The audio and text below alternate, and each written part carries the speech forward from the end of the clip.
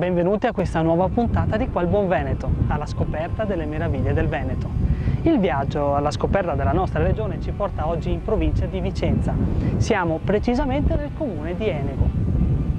Questi luoghi, sin dall'antichità, sono sempre stati considerati strategici. Infatti sembra che proprio qui ci fosse un primo insediamento romano e stazione di posta lungo praticamente quella che era la strada che portava ai possedimenti in Germania. La zona fu dominata dai vescovi di Vicenza e di Padova, dagli Zellini, dagli Scaligeri, dalla Serenissima, dai francesi. Poi venne la dominazione austro-ungarica e venne riannessa all'Italia solo nel 1866.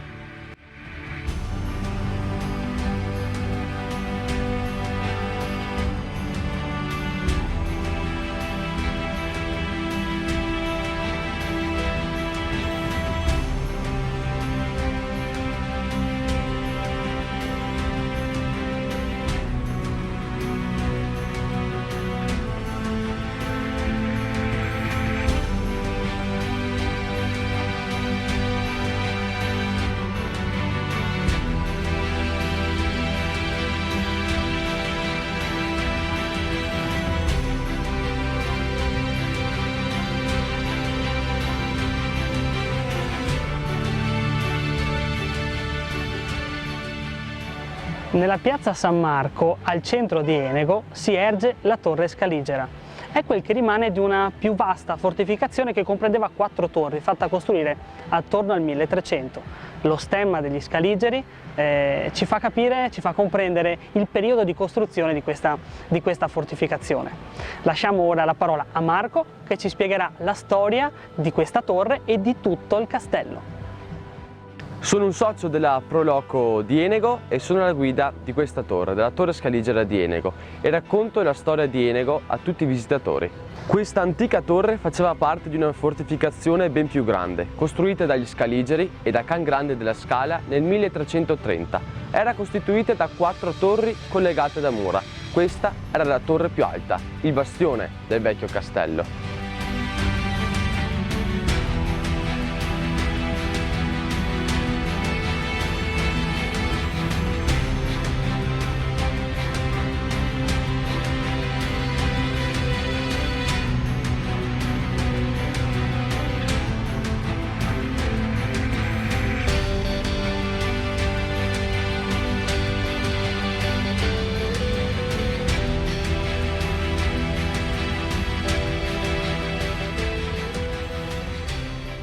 Il castello scaligero di Enego è stato poi distrutto nel 1848 da una popolazione barbara proveniente dal Sud Tirol, gli Stulzen. Hanno sconfitto prima gli eneghesi sulla battaglia del Monte Frezzon, poi hanno preso Enego, ci sono rimasti per 19 giorni, hanno dato ferro a fuoco il paese e distrutto il castello, incendiando la parte portante in legno, tranne questa torre che è riuscita ad arrivare a noi oggi. Poi, nel 1310, è nata la più antica federazione al mondo, insieme alla Federazione Elvetica, e la più piccola federazione d'Europa ancora oggi, la Federazione dell'Altopiano dei 7 Comuni.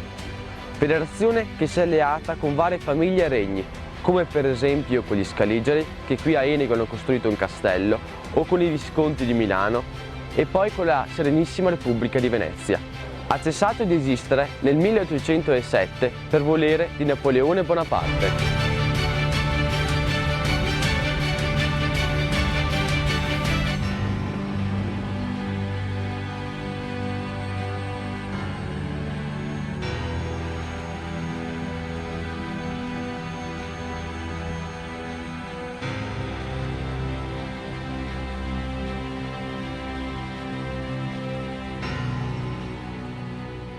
Nel punto più alto del paese troviamo la chiesa di Santa Giustina.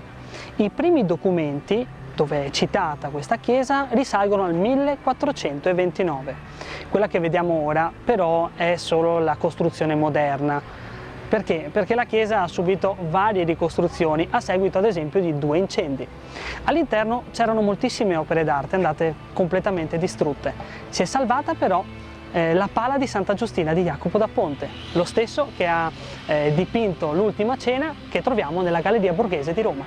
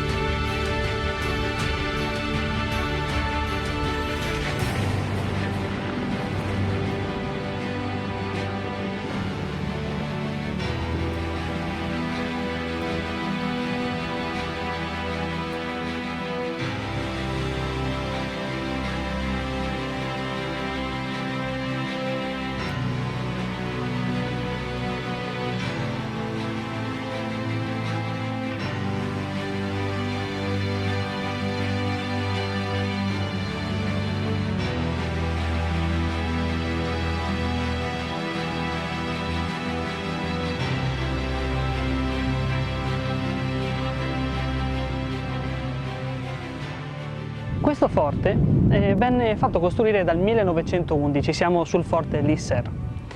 Questo non vide mai effettivamente la prima guerra mondiale e venne adoperato solo come deposito e come caserma. Infatti dall'inizio del conflitto gli austriaci si erano già posizionati vicino al lago di Levico, vicino al lago di Caldonazzo, perché lì c'erano già delle strutture, utilizzarono delle strutture già preesistenti. Una cosa è certa, questo forte rimane storia, rimane un monumento alla Grande Guerra.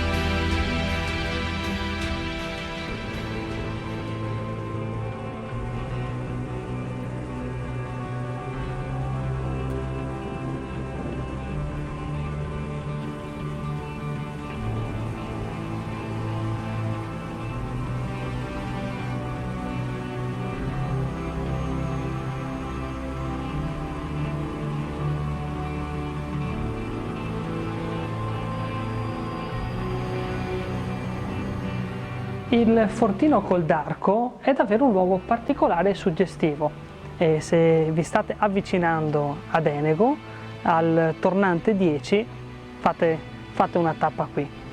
Un po' più a valle c'è un altro luogo che merita di essere visitato ed è la Bastia, o chiamato così il Castel dei Meci. Insieme al covolo di Butistone faceva parte probabilmente di un sistema difensivo molto ampio, ma soprattutto molto antico.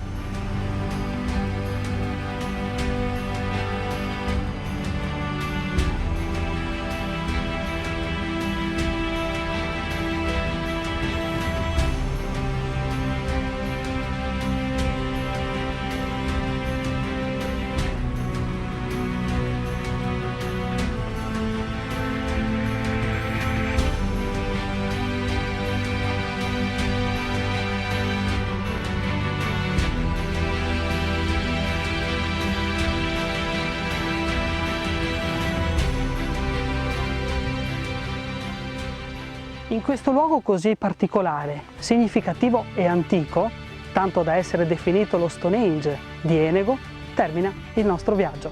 Vogliamo ringraziare tutti quelli che hanno collaborato, che ci hanno aiutato per realizzare questo video. Grazie per averci seguito, a presto!